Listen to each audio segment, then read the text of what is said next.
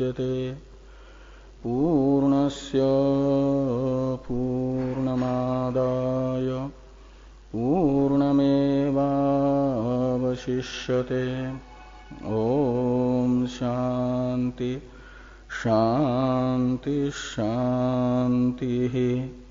शंकरं शंकराचार्यं केशवं बादरायणं सूत्रभाष्य कृतो वंदे भगवन्तौ पुनः पुनः। ईश्वरो गुरुरात्मेति मूर्तिभेद विभागिने व्योमवद्व्याप्तदेहाय दक्षिणामूर्तये नमः। ओम शांति शांति शांति। ब्रह्म सूत्र के द्वितीय अध्याय के प्रथम पाद के तृतीय अधिकरण का विचार कल संपन्न हुआ। विलक्षणत्व नामक इस अधिकरण में सांख्यों के द्वारा तर्क निमित्तक आक्षेप वेदांत समन्वय पर किया गया था, उसका परिहार भगवान वेदव्यास जी ने इस अधिकरण से किया। और ये निकला कि वेदांत समन्वय को तर्क से बाधित नहीं किया जा सकता। सांख्य शास्त्रोक्त तर्कों से ब्रह्म में वेदांत समन्वय बाधित नहीं हो सकता। अब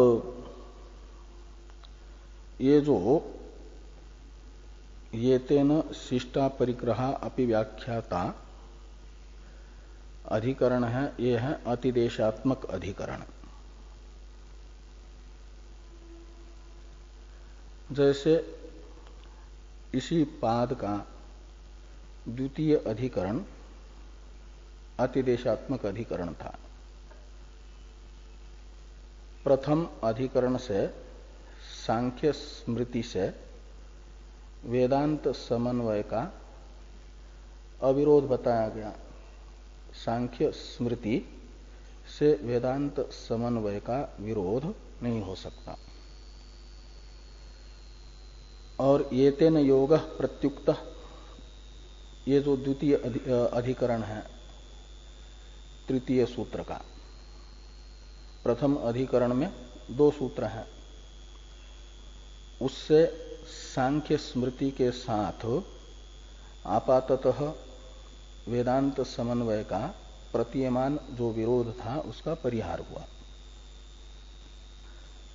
और ये कहा कि सांख्य स्मृति के साथ वेदांत समन्वय के विरोध का परिहार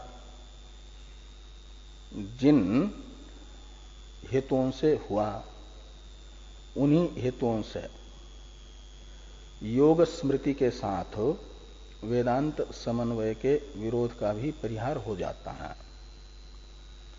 ये तेन योग प्रत्युक्त इस अधिकरण से बताया गया था। और तृतीय अधिकरण था चौथे सूत्र से 11वें सूत्र तक, 8 सूत्रों का। इससे सांख्य स्मृत्युक्त तर्कों के साथ वेदांत समन्वय के आक्षेप का परिहार हुआ। अब ये जो इस पाद का चतुर्थ अधिकरण आ रहा है, एक ही सूत्र का अधिकरण है, यह है अतिदेशात्मक अधिकरण। इस पाद में ये दूसरा अतिदेशात्मक अधिकरण है। और इस एक सूत्रात्मक अधिकरण के भी संक्षिप्त स्वरूप को बताने के लिए 2 श्लोक भारती तीर्थ जी ने बनाए हैं। उन 2 श्लोकों का प्रथम विचार हम लोग करते हैं। इन दोनों श्लोकों का उच्चारण किया जाए। बाधोस्ति परमान्वादिर मतैर्नो वा यतः पटः न्यूनतन्तुभिरारब्धो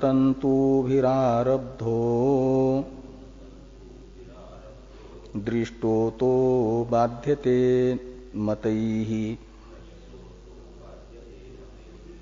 शिष्टेष्टापि स्मृतिस्त्यक्ता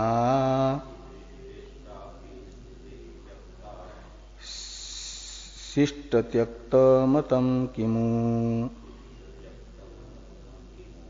नातो बाधो विवर्तेतु न्यूनत्वो नियमो नहि।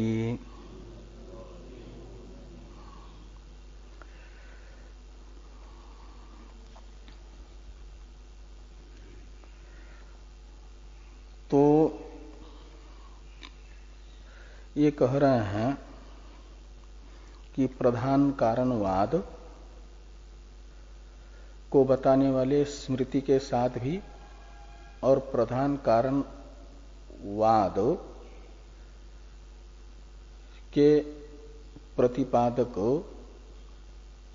स्मृति के द्वारा बताए गए तर्कों के साथ भी वेदांत समन्वय का विरोध न होने पर भी जो परमाणु कारणवाद है, शून्य कारणवाद है, इन कारणवादों के साथ अर्थात इन कारणों को बताने वाले जो मत हैं, स्मृति है और उनके द्वारा बताए गए तर्क हैं, वैशेषिक स्मृति, बौद्ध स्मृति और उनके तर्कों के साथ वेदांत समन्वय का विरोध होगा कि नहीं होगा, इस प्रकार का संशय इस अधिकरण में बताया गया। विषय तो वही है, जगत का उपादान कारण ब्रह्म है ऐसा बताने वाला जो वेदांत समन्वय, यह है इस अधिकरण का विषय। और उसे विषय बना करके इस अधिकरण के संशय को प्रथम श्लोक के पूर्वार्ध में बताया गया कि बाधोस्ति परमानादि मतैहि, यानी परमाणुवादी मत यानी परमाणु कारणवाद और शून्य कारणवाद, ये जो मत है, इन मतों के साथ या इन मतों के द्वारा वेदांत समन्वय का बाध होता है अथवा नहीं होता है, ये संशय हुआ। तो प्रथम कोटि पूर्व पक्ष की है, परमाणु कारणवाद तथा शून्य कारणवाद रूपी जो मत है, इन मतों के साथ द्वारा वेदांत समन्वय का बाध होता है, ये पूर्व पक्ष का अपना मत है। उसे पूर्व पक्षी बता रहे हैं। प्रथम श्लोक के ही द्वितीय पाद में प्रयुक्त दो पद, पूर्वार्ध के दो पद, यतः घटः, यहां से लेकर के पूरे उत्तरार्ध तक प्रथम श्लोक के ही पूर्व पक्ष बताया जा रहा है। तो पूर्व पक्ष की प्रतिज्ञा है कि मतई ही वेदांत समन्वयो बाध्यते, वेदांत समन्वय का अध्ययन करिए। मतई ही यानी शून्य कारणवाद तथा परमाणु कारणवाद के साथ के द्वारा वेदांत समन्वय का बाध होता है। मतई ही वेदांत समन्वयो बाध्यते, मतई इस शब्द से लेना ये परमाणुवादी मत, और इन मतों से वेदांत समन्वय का बाध होता है। क्यों? तो कहते हैं अतः, और अतः शब्द का अर्थ है उनके द्वारा बताया गया जो एक नियम है, व्याप्ति है। वे कहते हैं कि जो भी कार्य द्रव्य है वह अपने से न्यून परिमाण वाले द्रव्य से उत्पन्न होगा। कारण में न्यून परिमाण रहेगा और कार्य में अधिक परिमाण रहेगा, ऐसा उनका नियम है कि न्यून परिमाण वाले द्रव्य से ही अधिक परिमाण वाले द्रव्य का आरंभ होता है। ये वैशेषिकों का अपना मत है। और बौद्धों का कथन है, शून्यवादी माध्यमिक का, कि असत से सत की उत्पत्ति होती है, अभाव से भाव बनता है, अभाव पूर्वक भाव की उत्पत्ति है। जैसे स्वप्न सुषुप्ति रूपी अभाव से प्रकट होता है, उनका नियम ही है नानुपमृद्य प्रादुर्भावात्। का मतलब किसान खेत में बीज बोते हैं तो बीज नष्ट होता है तभी अंकुर बनता है। बीज भाव में रह करके अंकुरात्मक कार्य का निष्पादक नहीं बनता। बीज नष्ट हुआ, अंकुर बना, का अर्थ है कि अभाव से अंकुरात्मक भाव की उत्पत्ति हुई। अंकुर बनने के पहले बीज का अभाव है। घट बनने से पहले जो मृतिका का पिंडात्मक स्वरूप है उसका अभाव है। उसका उपमर्दन करके ही पिंडात्मक स्वरूप का उपमर्दन करके ही घट निष्पन्न होता है। बीज का उपमर्दन करके ही अंकुर बनता है। नानुपमृद्य प्रादुर्भावात् का अर्थ होता है कि उपमर्दन किए बिना प्रादुर्भाव नहीं होता। उपमर्दन कहते हैं अभाव को, विनाश को। तो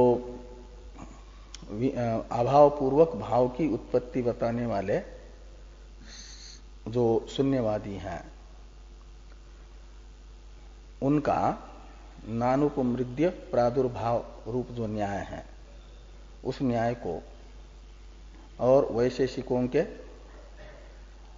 वो जो उनका न्याय यानी एक नियम है कि न्यून परिमाण वाले द्रव्य से अधिक परिमाण वाला द्रव्य निष्पन्न होता है। इस नियम को अतः शब्द से लीजिए। ऐसा नियम होने से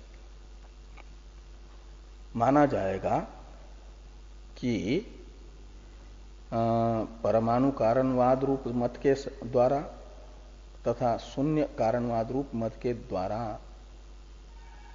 वेदांत समन्वय का बाध होता है।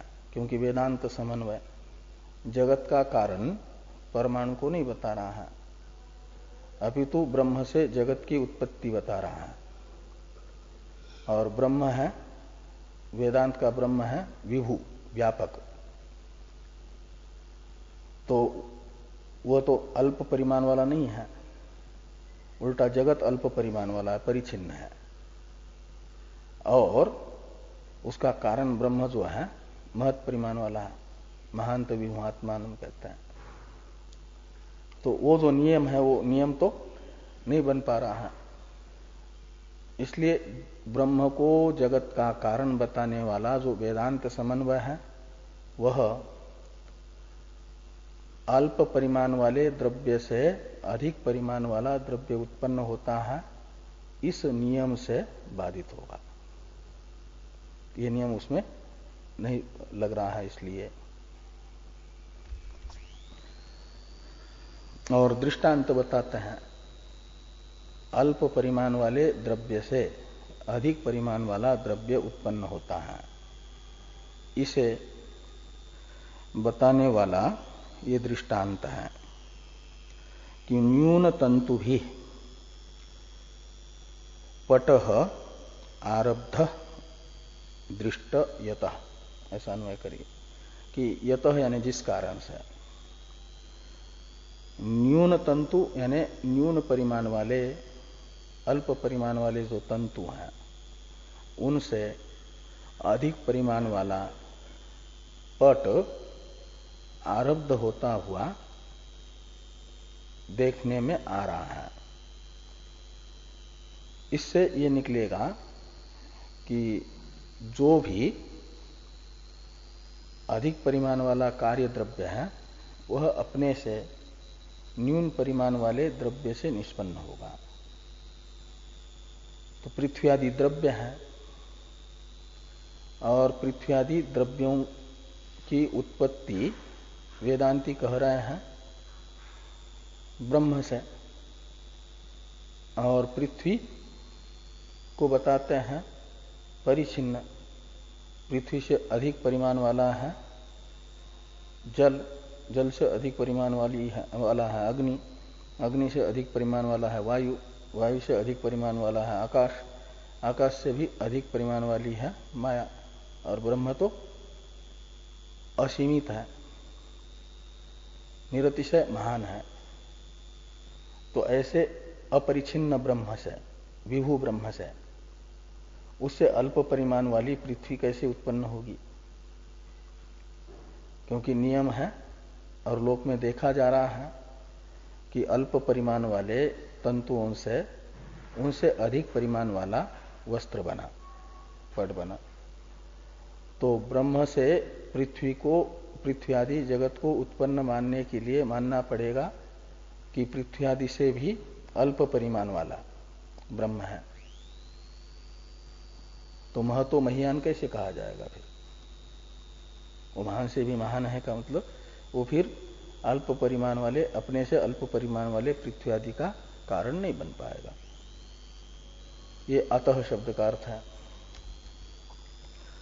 तो यतः न्यून तंतु भी पटः आरब्धो दृष्ट, अतः इसी कारण से ये परमाणु कारणवादादि मतों के द्वारा वेदांत समन्वय बाध्य है।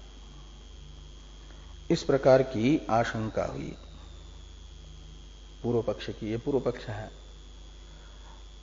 इसी प्रकार का पूर्व पक्ष इस अधिकरण का है। सिद्धांत बताया जा रहा है कि शिष्टेष्टापि स्मृति त्यक्ता, शिष्ट त्यक्त मतम किमु, कैमुतिक न्याय से इस पूर्व पक्ष का परिहार इस अधिकरण में आएगा। प्रधान मल्ल निबरहण न्याय कहो या कैमुतिक न्याय कहो। जब सबको हराने वाले पहलवान को किसी ने हरा दिया तो माना जाता है कि जितने भी उसके द्वारा पराजित हुए पहलवान हैं उन सब को, इस व्यक्ति को, प्रधान मल्ल को हराने वाले पहलवान ने जीत लिया, हरा दिया बिना लड़े ही। ऐसे ही प्रधान पूर्व पक्षी है, वेदांत समन्वय का प्रधान विरोधी है सांख्य, और ये प्रधान क्या नाम, परमाणु कारणवाद, शून्य कारणवाद, ये सब के सब जो है ये प्रधान मल्ल नहीं है, प्रधान विरोधी नहीं है। ये तो वैसे छोटे मोटे विरोधी हैं। तो पूर्व दो अधिकरणों से प्रधान कारणवादी का निराकरण हुआ। प्रधान कारणवाद को बताने वाली जो स्मृति है, सांख्य तथा योग स्मृति, इन दोनों का भी प्रत्याख्यान हुआ, निराकरण हुआ प्रथम दो अधिकरणों से। और उनके द्वारा प्रधान कारणवाद की स्थापना में बताए गए जो तर्क हैं, उन तर्कों में भी तर्काभासत्व सिद्ध किया गया तृतीय अधिकरण से, विलक्षणत्व अधिकरण से। इसलिए प्रधान जो पूर्व पक्षी है, वेदांत समन्वय का विरोधी है, उसका परित्याग हुआ, खंडन हुआ, निराकरण हुआ। तो ये जो छोटे मोटे हैं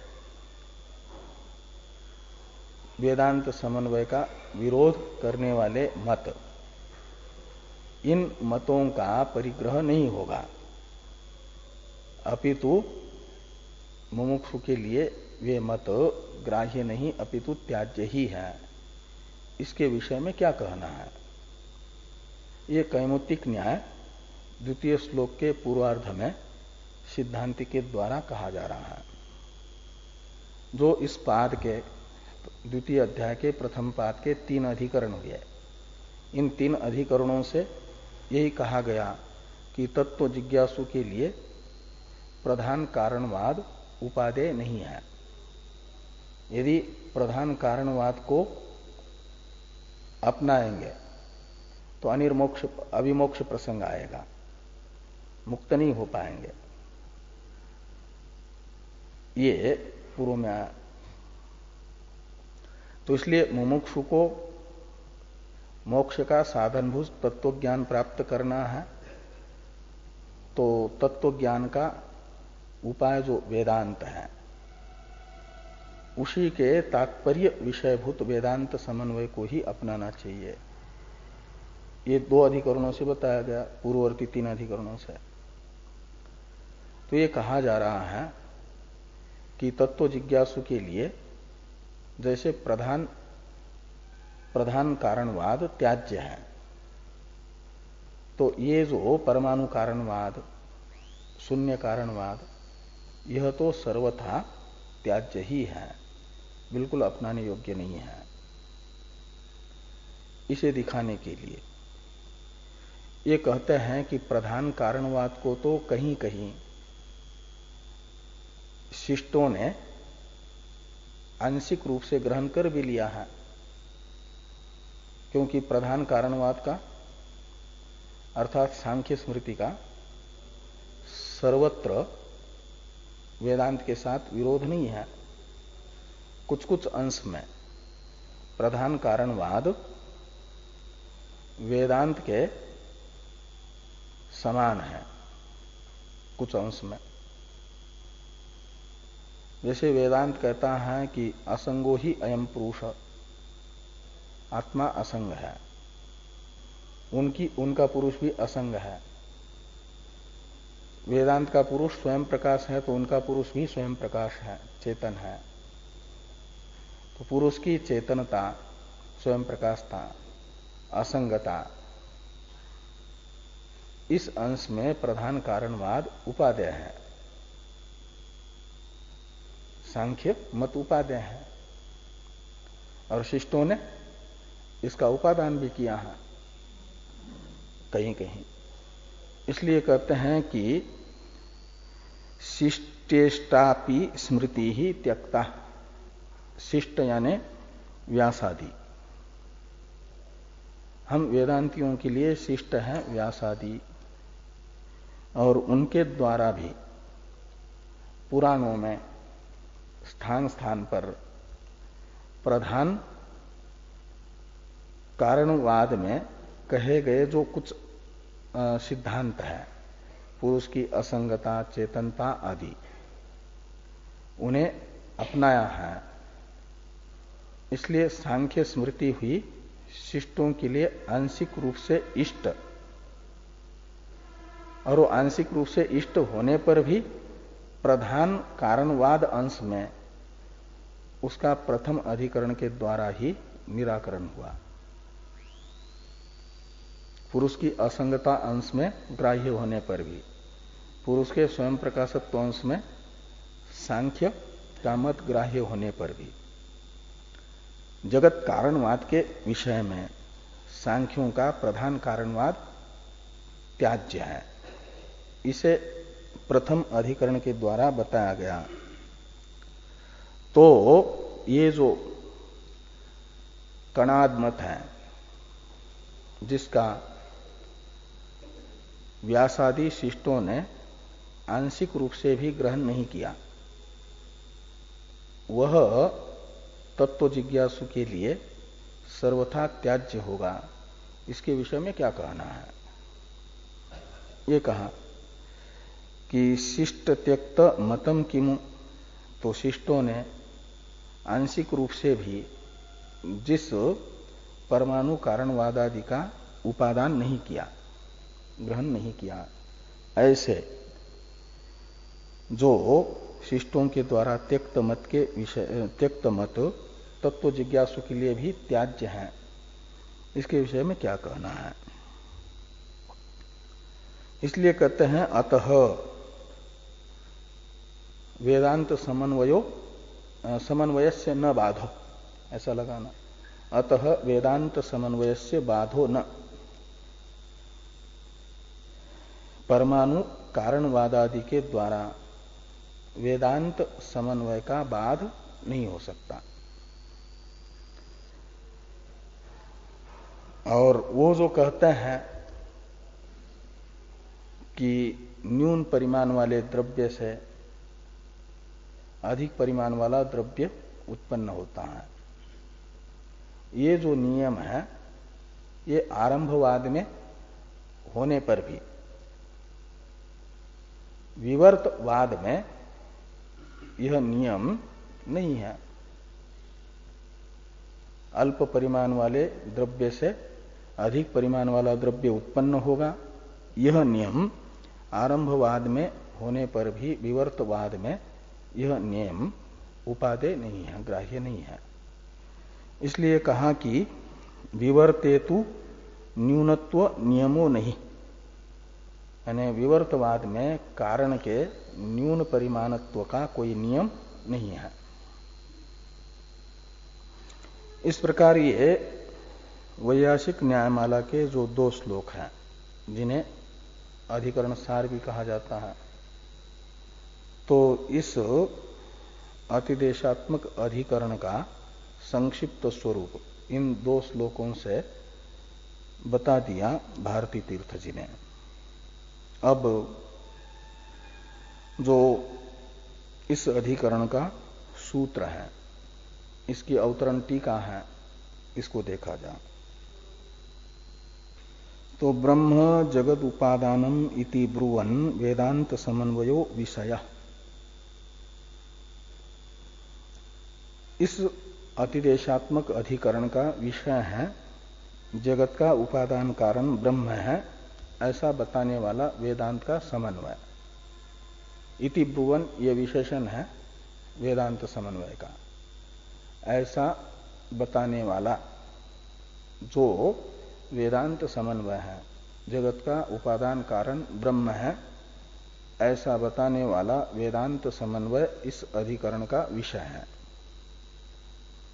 और इसे विषय बना करके जो संशय होता है, वो संशयात्मक इस अधिकरण के अंश को बता रहे हैं टीकाकार।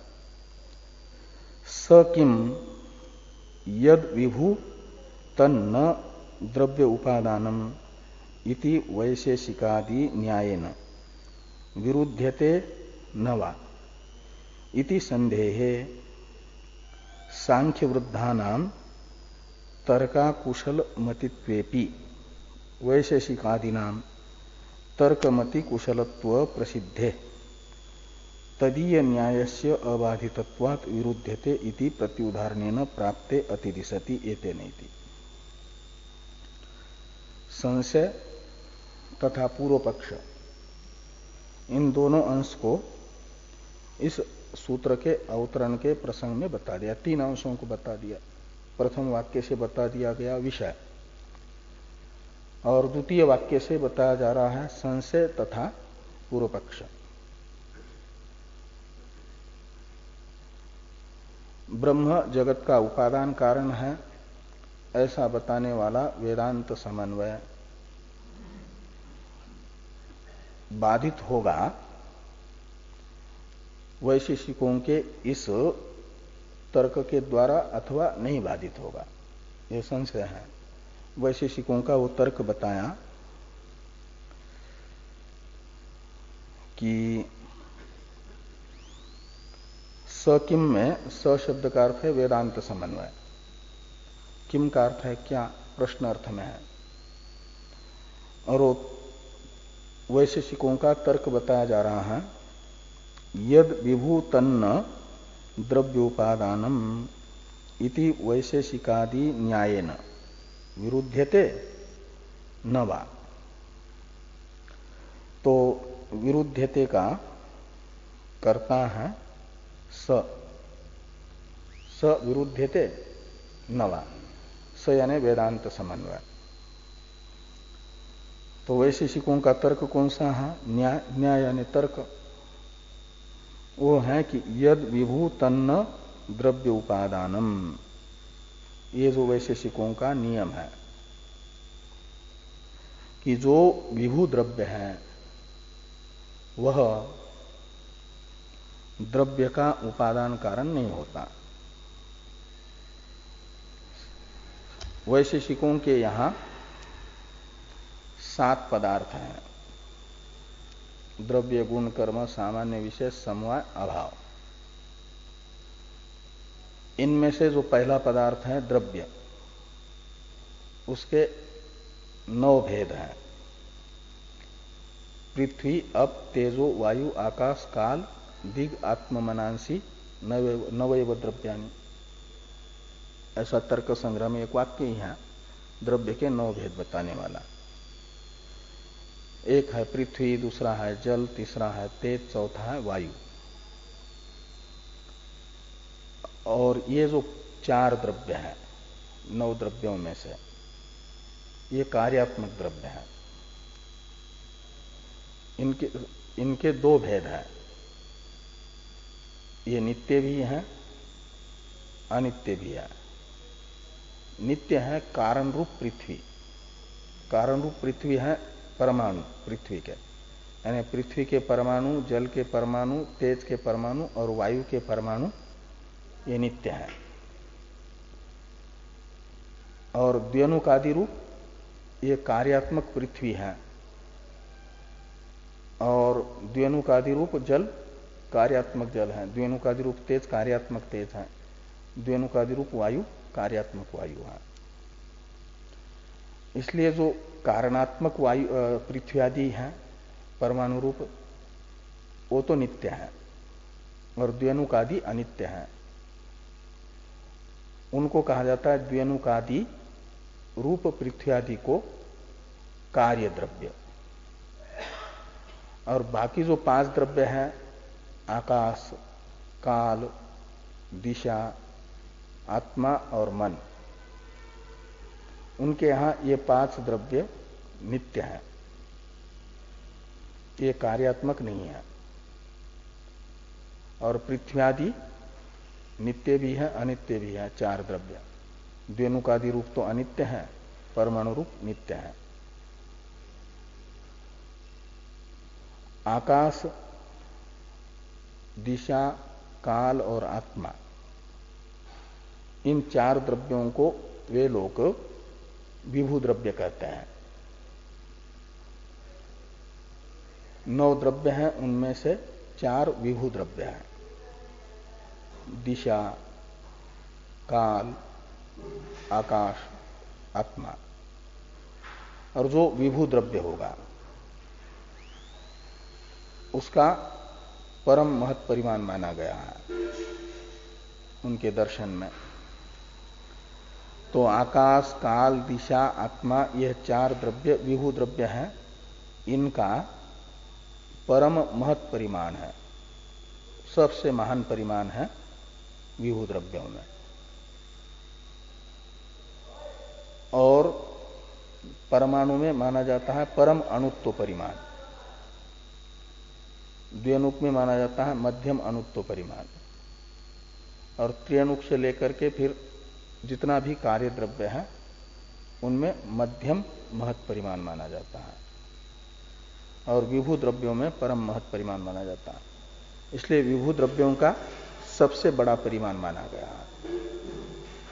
और इनके यहां नियम है कि न्यून परिमाण वाले द्रव्य से अधिक परिमाण वाला द्रव्य उत्पन्न होता है, ये नियम है। तो सबसे अधिक परिमाण जिसमें है ऐसे विभू द्रव्य से किसी भी कार्य द्रव्य की उत्पत्ति नहीं होगी, क्योंकि वह अधिक परिमाण वाला है। उससे यदि कोई द्रव्य बनेगा तो उससे भी अधिक परिमाण वाला होगा, लेकिन विभू द्रव्य से अधिक परिमाण वाला दूसरा कोई होता ही नहीं है द्रव्य। इसलिए विभू द्रव्य को किसी भी द्रव्य का वे उपादान कारण नहीं मानते। विभू द्रव्य से किसी भी द्रव्य की उत्पत्ति नहीं होती है, ऐसा उनका नियम है। उस नियम को यहां पर बताया टीकाकार ने कि यद विभू तन न द्रव्य उपादानम, जो विभू द्रव्य है यानी अधिक परम महत परिमाण वाला द्रव्य है, वह किसी भी द्रव्य का उपादान कारण नहीं होगा। ये जो उनका नियम है वैशेषिकों का, इस नियम के साथ वेदांत समन्वय का विरोध होता है अथवा नहीं होता है, इस प्रकार का संशय हुआ। और ये संशय होने पर ये जो वैशेषिकों के अनुयायी हैं वे कहते हैं कि सांख्य वृद्धानाम तर्काकुशल मतित्वेपि, जो सांख्य वृद्ध हैं कपिलादि, ये तर्क में कुशल मति वाले नहीं हैं। ऐसा कथन किनका है? वैशेषिकों के अनुयायियों का। वे कहते हैं कि सांख्य वृद्ध कपिलादि की बुद्धि तर्क में कुशल नहीं है, वे तर्का कुशल मति वाले हैं। इसलिए उनके अकुशल मति से, तर्क में अकुशल बुद्धि से जो तर्क किए गए वे दूषित होने पर भी तर्क में कुशल बुद्धि है जिनकी, ऐसे कणादि